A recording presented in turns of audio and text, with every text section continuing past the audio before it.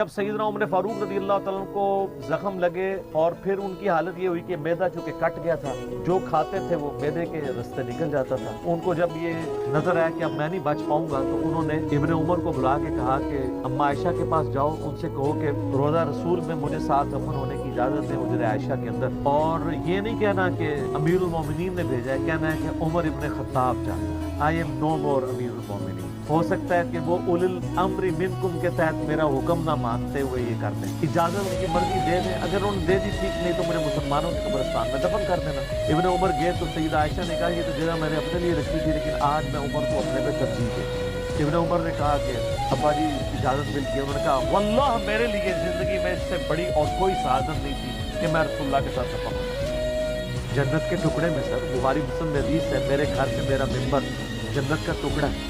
امام بخاری نے اس پہ باب باندھا ہے، قبر رسول سے ممبر رسول جنت کا ٹکڑا ہے۔ مسلم میں حدیث ہے جس نے مدینے کے مصائب پہ صبر کیا میں اس کا شفیع ہوں۔